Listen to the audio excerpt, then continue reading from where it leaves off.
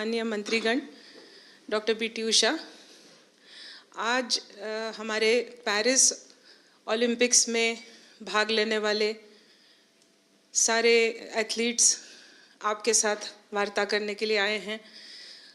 Sir से मार्गदर्शन की अपेक्षा करते हैं। लगभग 98 लोग ऑनलाइन जुड़े हुए हैं सर, क्योंकि उनकी विदेश में ट्रेनिंग चल रही है, देश के दूसरे केंद्रों में ट्रेनिंग चल रही है और आने वाले कुछ दिनों में आप सभी लोग पेरिस के लिए रवाना होंगे।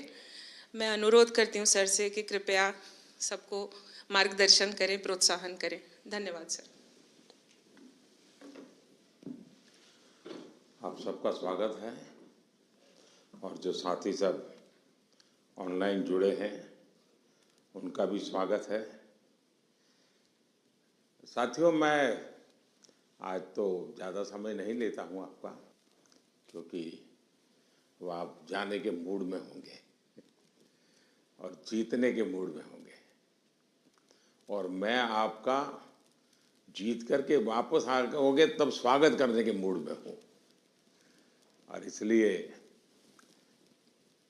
वैसे मेरी कोशिश रहती है कि खेल जगत से जुड़े हमारे देश के जो सितारे हैं उनसे मिलता रहूं, नई चीज़ें जानता रहूं, उनके प्रयासों को समझता रहूं और सरकार के नाते अगर व्यवस्था में कुछ बदलाव लाना है, कुछ प्रयास बढ़ाने हैं तो इस दिशा में कुछ काम करता रहूं।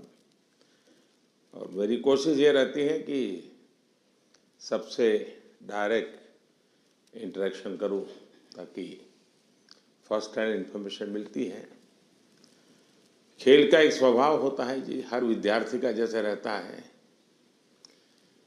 जब वो पेपर देने जाता है एग्ज़ाम के लिए तो पूरे घर को ऐसा विश्वास देता है कि बस आप चिंता मत कीजिए, मैं रैंक लेकर के आने वाला हूँ। और जब उसको तो पता चल जाता है एग्जामिनेशन में कि क्या हो रहा है, क्या कर पाएगा, ठीक गया नहीं गया, तो निकलते ही शुरू कर देता है। पंखे की आवाज़ बहुत आ रही थी, खिड़की खुली थी तो मज़ा नहीं आ रहा था, टीचर बार बार मेरी तरफ देखते थे। तो आपने देखे होंगे ऐसे स्टूडेंट्स, उनके पास बहुत सारे बहाने होते हैं और हमेशा वो परिस्थितियों को दोष देते हैं और ऐसे लोगों की कभी जीवन में प्रगति नहीं होती है। वो बहाने बजाने में मास्टर हो जाते हैं लेकिन प्रगति नहीं कर पाते। लेकिन मैंने देखा है कि मैं कई खिलाड़ियों को जानता हूँ, वे कभी भी परिस्थितियों को दोष नहीं देते। वो हमेशा कहते हैं कि जी मुझे वो टेक्निक मेरे लिए नई थी, वो जो करता था मैंने अंदाज नहीं लगाया कि वो भी एक तरीका हो सकता है। कहने का तात्पर्य है कि दोस्तों, हम खेलने के लिए जा रहे हैं, हम अपना बेस्ट परफॉर्मेंस के लिए जा रहे हैं, लेकिन ओलंपिक सीखने का भी बहुत बड़ा मैदान होता है। अब तो एक तो मैं अपना खेल खेलूं और टेलीफोन करके सबको बताता रहूं, देखिए आज ऐसा रहा वैसा रहा। दूसरे होते हैं बाकी हर खेल देखने जाते हैं, फलाना देश कैसे खेल रहा है, टिकना देश कैसे खेल रहा है, और वो चीज़ों को पूरी तरह ऑब्जर्व करता है, कोशिश करता है एब्सॉर्ब करने की और आकर के अपने कोच को भी बताया कि यार भाई मैंने देखा उसने तो बड़ा कमाल कर दिया था लास्ट मोमेंट, अब मुझे भी बताइए वो क्या टेक्निक थी। कभी उस वीडियो को लेकर के 10 बार देखता है कि उसने कैसे उसको पलटा था। तो इन्हें जो सीखने की वृत्ति से काम करता है उसके लिए सीखने के बहुत अवसर होते हैं। जो शिकायत में जीना चाहता है उसके लिए भी अवसरों की कमी नहीं होती है। दुनिया के समृद्ध समृद्ध देश भी, उत्तम से उत्तम सुविधाओं के साथ आए हुए लोग भी शायद शिकायत करते हुए नजर आएंगे, और हमारे जैसे देश के लोग जाते हैं, कई कठिनाइयाँ होती है, बहुत सी असुविधाएं होती हैं, लेकिन दिल में उसके मन में रहता है मेरा देश, मेरा तिरंगा झंडा, और इसलिए वो कठिनाइयों को, असुविधाओं को बिल्कुल साइड में रखता है, वो अपने मिशन के लिए लग जाता है। और इसलिए साथियों, मुझे पक्का विश्वास है कि इस बार भी खेल के मैदान में आप भारत का नाम रोशन करके आएंगे। जो पहली बार जा रहे हैं, जिनको ओलंपिक में जाने का पहला मौका मिल रहा है, ऐसे कौन कौन है? अच्छा, बेटियों की संख्या ज्यादा है, पहलवानों की संख्या ज्यादा है? अच्छा, जो पहली बार जा रहे हैं उनके मन में क्या चल रहा है, मैं जरा सुनना चाहूंगा, आप क्या सोच रहे हैं? आप में से कोई भी बताए। हाँ बताइए, आप कुछ कहना चाहती हो ना? ये पीछे, हाँ हाँ बताइए। हाँ, अपना परिचय बता दीजिए। और मैं रमिता जिंदल हूँ। एयर राइफल शूटिंग में मैं पहली बार ओलंपिक्स में जा रही हूँ, तो I am very excited to go because Olympics में जाने का सपना तो स्टार्टिंग से ही था मेरा, जब से स्पोर्ट्स स्टार्ट किया है मैंने। तो मुझे काफ़ी एक्साइटमेंट भी है और साथ में मोटिवेशन भी है काफ़ी कि देश के लिए मैं कुछ अच्छा करके आऊँ वहाँ। आपकी ट्रेनिंग कहाँ कहाँ हुई है? मैं हरियाणा से हूँ, बट मैं ट्रेनिंग चेन्नई में करती हूँ। परिवार में भी और कोई खेल जगत से जुड़े हुए थे कि आप ही ने शुरुआत की? नहीं, मैंने ही शुरुआत की है। अच्छा, वरना हरियाणा में तो हर घर में खिलाड़ी मिलेगा। बैठिए। और कौन कुछ बताएंगे अपना, जो पहली बार जा रहे हैं? बेटियां तो बहुत बता सकती है। दीजिए दीजिए, वो बोलेगी कुछ। हाँ, मेरा नाम रितिका है और मैं हरियाणा रोहतक से हूँ और मैं बहुत खुश हूँ, मैं पहली बार जा रही हूँ। एक्साइटमेंट भी बहुत है कि मैं अपना मैट पे प्रदर्शन दिखाऊंगी, पूरे देश की नज़र मुझ पे होगी और सभी लोग दुआ भी कर रहे हैं और मैं भी अपना 100% दूंगी। शाबाश। और बोलिए ना। हाँ दीजिए, आप संकोच कर रही है, बोलना है, आपको बॉडी लैंग्वेज कह रही है। मेरा नाम अंतिम पंगाड़ है और मैं 53 केजी में रेसलिंग करती हूँ। मैं अभी 19 साल की हूँ और मैं ओलंपिक खेलने जाऊँगी। बहुत खुशी है मुझे कि भाई अभी तक ओलंपिक में सिर्फ कुश्ती में एक ही मेडल आया लड़के का, और वो भी ब्रॉन्ज आया, तो मैं चाहती हूँ मैं इससे भी अच्छा मेडल लेके आऊँ। शाबाश। अच्छा, आप में से 18 से भी कम उम्र के कौन कौन है जिनकी एज 18 से कम है? एक, हाँ बताइए बेटा। Hi, I'm Dinidhi Desingu. I'm 14 years old. I'm from Kerala, but I represent Karnataka generally. I am really excited to go to the Olympics this year as being a part of Team India. It's a great honor and a great privilege that I got to be a part with such an amazing team this year. I know that it's just the start of my journey, and I know that there's a long, long way to go for me and for all of us over here. I hope that we all make our country proud, and I hope that we come back with great achievements and lifetime goals. Wish all the best. अच्छा, जो लोग 3 बार से ज्यादा बार Olympic में गए हैं, ऐसे कौन कौन है? More than 3 times. हाँ, जरा उनसे सुनेंगे। हाँ, मोर देन 3 टाइम्स। हाँ बताइए। हाँ, कहिए, झारखंड वालों को तो छूट है कुछ भी बोलने की। नमस्ते सर, मेरा नाम दीपिका कुमारी है, मैं आर्चरी को रिप्रेजेंट करती हूँ। सर बहुत खुशी है और कि ये चौथा ओलंपिक है मेरा और मैं बहुत एक्साइटेड हूँ और ये काफ़ी एक्सपीरियंस है, तो मैं उस एक्सपीरियंस को चाहूँगी कि उस एक्सपीरियंस को यूज़ करूँ और उसी जोश और उसी कॉन्फिडेंट के साथ रिप्रेजेंट करूँ और अपना 200% दूँ। Thank you sir. अच्छा, आप जो यहाँ नए खिलाड़ी पहली बार जा रहे हैं, उनके लिए क्या संदेश देगी, जो पहली बार जा रहे हैं इस टीम में?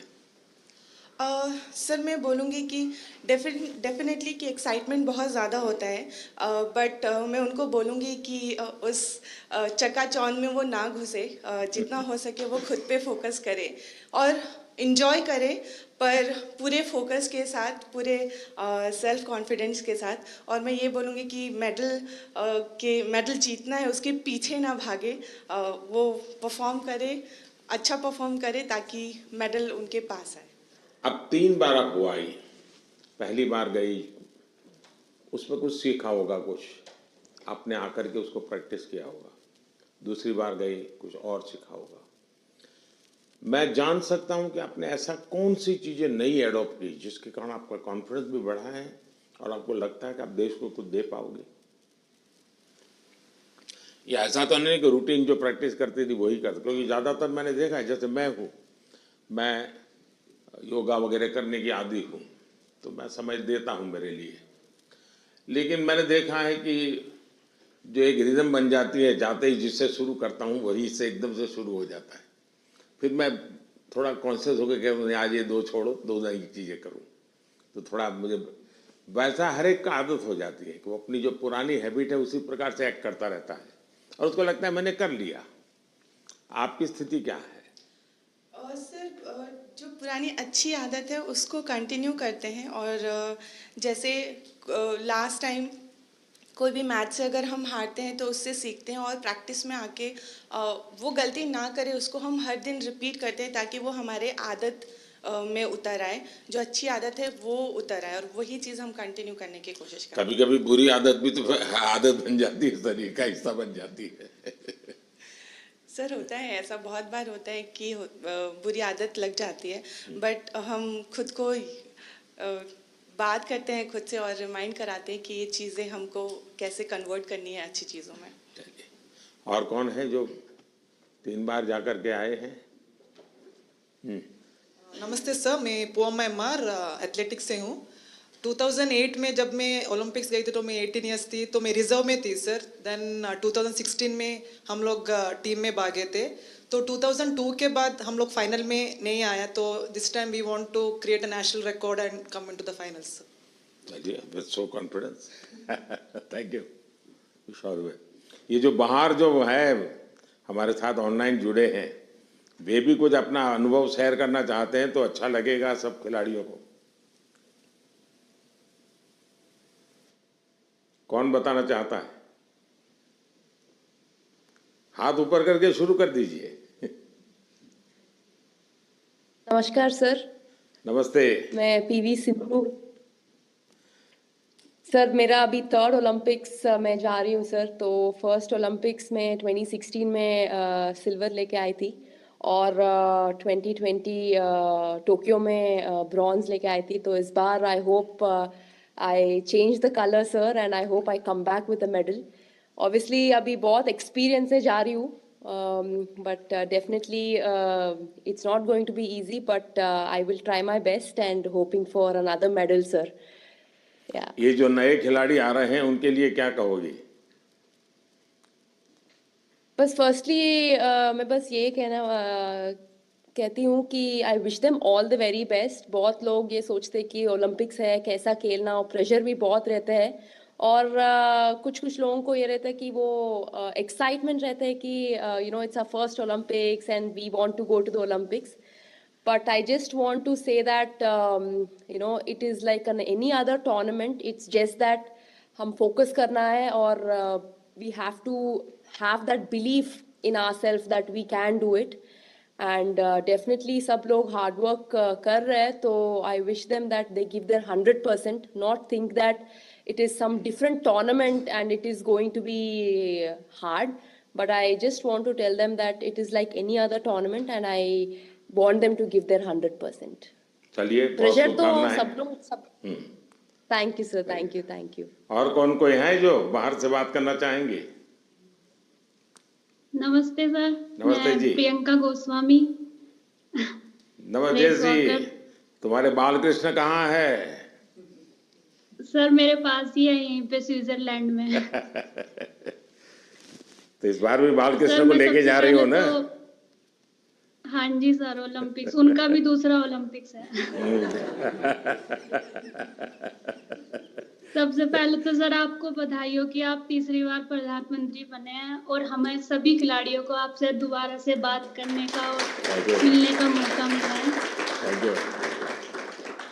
और सर जैसा कि दूसरा ओलंपिक्स है और मैं 3 महीने से ऑस्ट्रेलिया में ट्रेनिंग कर रही थी सरकार की तरफ से और अभी स्विट्जरलैंड में ट्रेनिंग कर रही हूँ टॉप्स की तरफ से, तो काफ़ी सपोर्ट मिल रहा है हमें गवर्नमेंट की तरफ से कि हम दूसरे देश में जाके अपनी प्रैक्टिस कर रहे हैं। तो आई होप कि सभी प्लेयर्स ओलंपिक्स में अपना बेस्ट देंगे और अच्छा रिजल्ट देंगे और ज़्यादा से ज़्यादा मेडल जीतेंगे। अच्छा, आपकी एक शिकायत रहती थी कि तुम्हारा खेल ऐसा है कोई देखने वाला नहीं होता है। तुम तो प्रैक्टिस कर रही थी तो कोई होता देखने वाला?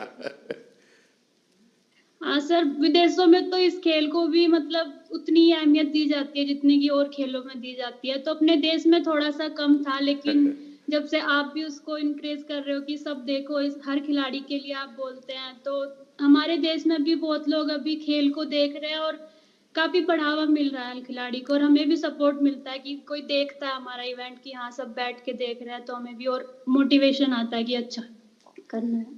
चलिए, बहुत बहुत बधाई आपको। और कौन है वहां से कोई बात करना चाहेगा?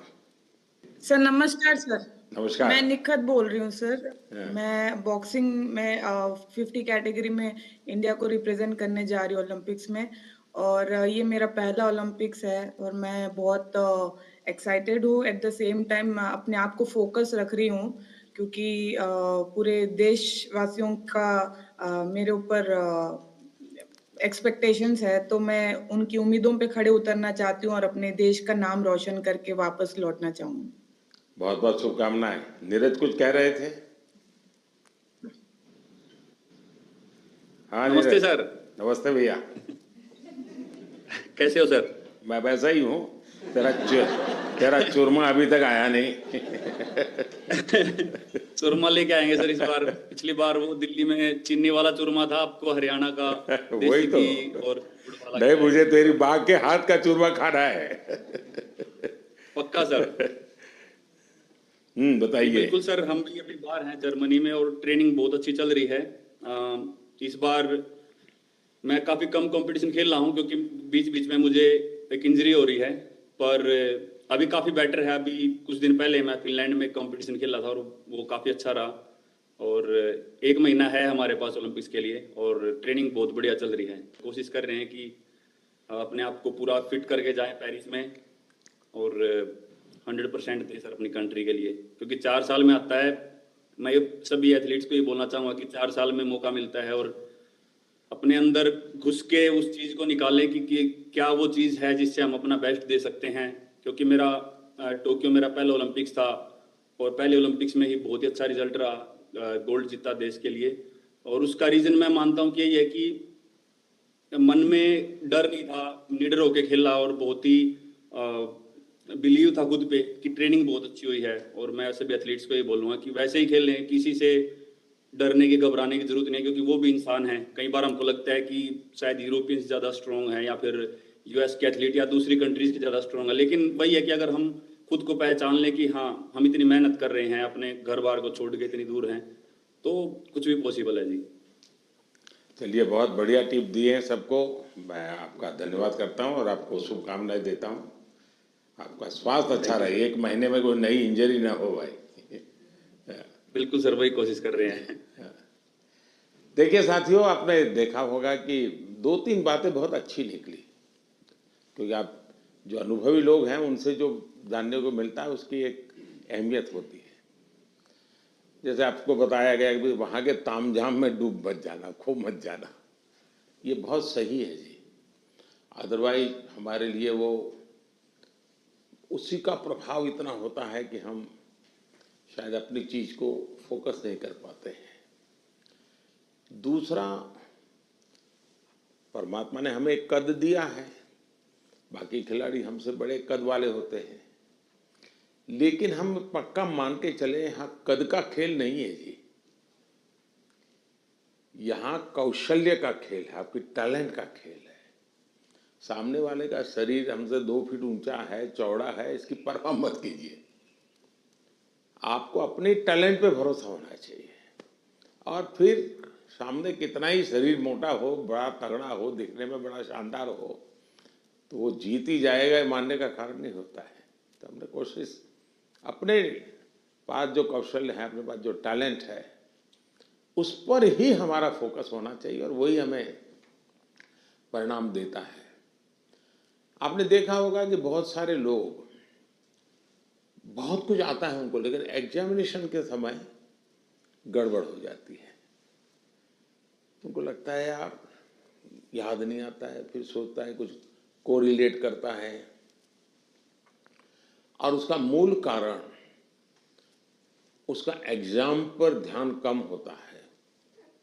उसका मूल कारण होता है कि अगर मैं अच्छा नहीं करूंगा तो घर वाले क्या कहेंगे, अगर मैं मार्क्स कम लाए तो क्या, उसी प्रेशर में रहता है। आप चिंता छोड़ दीजिए दोस्तों, आप खेलिए अच्छा बस। अरे मेडल आते भी हैं, नहीं भी आते, क्या है, ये प्रेशर कभी मत रखिए। हाँ, अपना 100% बेस्ट देना है, ये मिजाज अपना होना चाहिए और उसमें कोई कमी नहीं होनी चाहिए।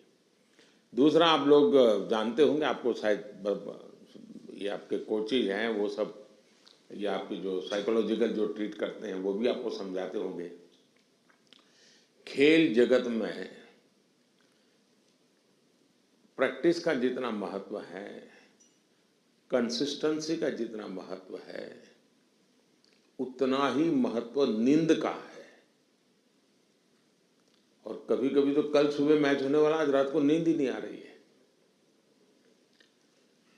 और शायद कोई और चीज हमें जितना नुकसान नहीं करती है, उससे ज्यादा नींद का अभाव नुकसान करती है।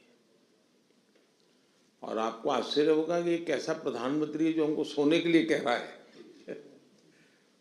लेकिन मैं आपसे आग्रह से कहूंगा, अच्छी नींद बहुत जरूरी है खेल जगत के लिए, किसी भी जीवन के हर चीज के लिए। और आजकल तो मेडिकल साइंस भी नींद पर बहुत बल दे रहा है कि आपकी नींद कितने समय की है, कितनी साउंड स्लीप है, इसका बड़ा महत्व माना जाता है। और नया मेडिकल साइंस में इन चीज़ों को बड़ा स्वीकार किया जा रहा है। और इसलिए कितना ही एक्साइटमेंट क्यों ना हो जी, आप नींद पक्की करके, वैसे आप लोग मेहनत इतनी करते हैं कि आपको नींद आना बहुत स्वाभाविक होता है, क्योंकि आप गहरी नींद में चले जाए तो इतनी मेहनत करते हैं शरीर से। लेकिन शरीर की मेहनत वाली नींद एक बात है, और सभी चिंताओं से मुक्त सोना ये अलग चीज है। और इसलिए मैं आपसे आग्रह करूंगा कि आप नींद के संबंध में जरा भी कॉम्प्रोमाइज, और थोड़े दिन पहले इसीलिए भेजते हैं कि थोड़ा आप वहाँ पर जेट लैग वगैरह समस्याओं से बच जाए, वहाँ थोड़ा कंफर्ट फील करें, और उसके बाद आप खेल के मैदान में उतरे तो आपको सुविधा रहे, इसलिए एक व्यवस्था सरकार करती है।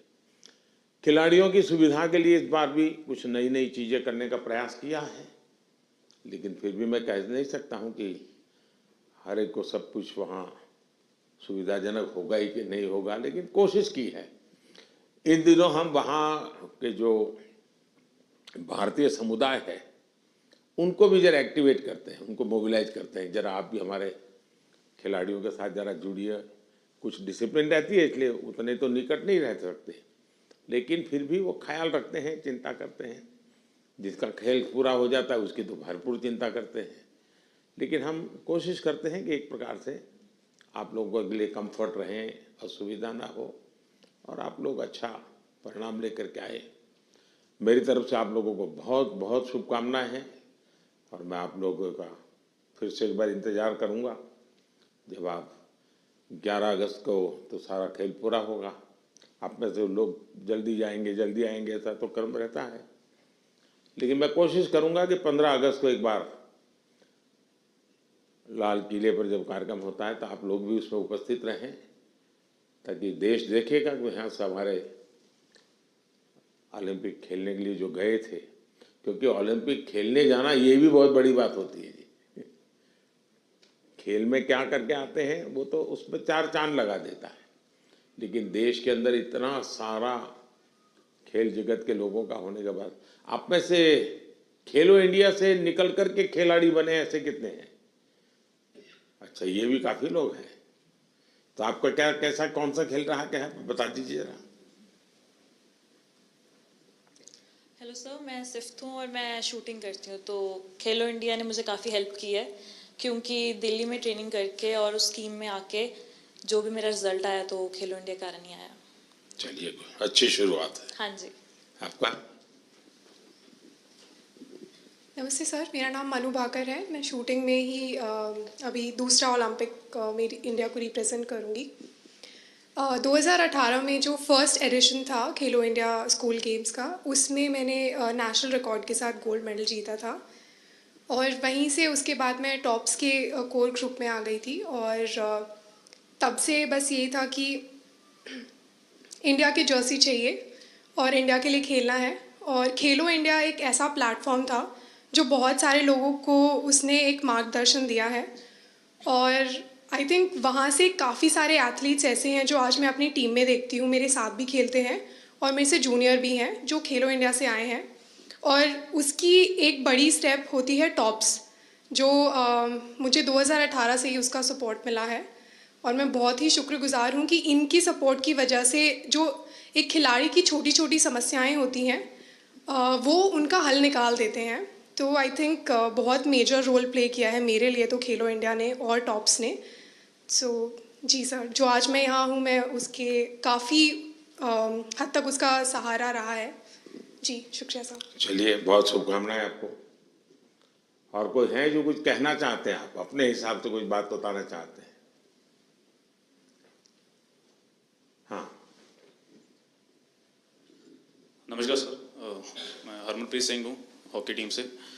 तो सर, लास्ट टाइम जो हमने ओलंपिक में ब्रॉन्ज मेडल जीता था 41 ईयर्स के बाद, तो वो बहुत हमारे लिए प्राउड मोमेंट थी। एंड क्योंकि हॉकी की जो हिस्ट्री है वो बहुत बड़ी रही है एंड इस बार कोशिश बहुत अच्छी चल रही है।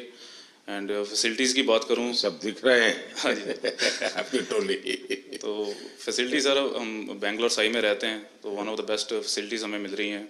जैसे आपने रिकवरी के बारे में बोला, स्लीप के बारे में बोला, और वहाँ पे जो हमारा रिकवरी का है, फूड से लेकर सारा कुछ सर बहुत अच्छा मिल रहा है हमें। और इस बार भी हम पूरी अपनी मेहनत कर रहे हैं एंड टीम हमारी जो है बहुत स्ट्रांग है। तो उम्मीद करते हैं सर इस बार और बेहतर करें और देश के लिए मेडल लेके आएँ सर। शायद किसी एक खेल पर सबसे ज़्यादा देश का प्रेशर है तो हॉकी पर होता है, क्योंकि देश के सब लोग मानते हैं ये तो हमारा खेल है, हम कैसे पीछे रह गए। सबसे ज़्यादा प्रेशर रहता है हॉकी के खिलाड़ियों पर, क्योंकि देश का हर बच्चा ये मानता है ये तो हमारा खेल है, ये हम कैसे हार सकते हैं। बाकियों में तो कहते हैं हाँ भाई चलो हमारे लोगों ने कोशिश की, प्रयास किया, निकाल रहे हैं। ये हॉकी के विषय में कॉम्प्रोमाइज नहीं करते और इसलिए उनको मेहनत भी ज़्यादा करनी पड़ती है। लेकिन मेरी शुभकामना है, मुझे आप पक्का करके लाओगे, मुझे पूरा भरोसा है। Thank you sir. Thank you. चलिए साहब, मैं आपसे यही कहूँगा कि ये देश के लिए कुछ कर गुजरने का एक अवसर होता है। आपने अपनी तपस्या से इस स्थान तक पहुंचे हैं, अब आपके लिए अवसर है देश को कुछ देने का। और देश को देने के लिए खुद का बेस्ट खेल के मैदान में देना पड़ता है। जो खेल के मैदान में खुद का बेस्ट देता है वो देश के लिए गौरव लेकर के आता है। और मुझे पक्का विश्वास है कि हमारे सभी साथी इस बार पुराने सारे रिकॉर्ड तोड़ करके आएंगे। इस बार भारत की कोशिश है कि हम 2036 में ओलंपिक की मेजबानी हमारे देश में करें। उससे भी एक बड़ा माहौल बनता है। तो हमारे दिशा में हम प्रयास कर रहे हैं और हो सकता है शायद अभी तैयारियां इंफ्रास्ट्रक्चर के लिए जो चाहिए उस पर काम काफ़ी चल रहा है। जो भी एक्सपर्ट लोग हैं उस पर काम कर रहे हैं। आप लोग भी अगर खेल के बाद, खेल के पहले तो मैं नहीं कहूँगा, वहाँ व्यवस्थाएं क्या, इस बार फ्रांस में अलग अलग शहरों में ओलंपिक हो रहा है और एक तो पूरा बहुत दूर एक आइलैंड पे हो रहा है, तो एक अलग प्रकार का ही वहाँ माहौल रहेगा। लेकिन फिर भी वहाँ की व्यवस्थाओं में अगर आपकी रुचि हो, उसको ऑब्जर्व करें, उसको अगर नोट करें, क्योंकि खिलाड़ियों से जो इनपुट मिलता है, तो जब हम 2036 की तैयारी करेंगे तो वो इनपुट बहुत काम आएगा कि भाई वहाँ ये था, वहाँ वो था, वहाँ इस चीज़ की कमी थी, वहाँ उस चीज़ की कमी थी। तो ऐसी चीज़ें भी अगर आप ऑब्जर्व करके आएंगे तो 2036 के लिए हमें जो करना है उसमें हमें बहुत सुविधा मिलेगी। तो मेरी तरफ से आप सबको बहुत बहुत शुभकामनाएं। धन्यवाद।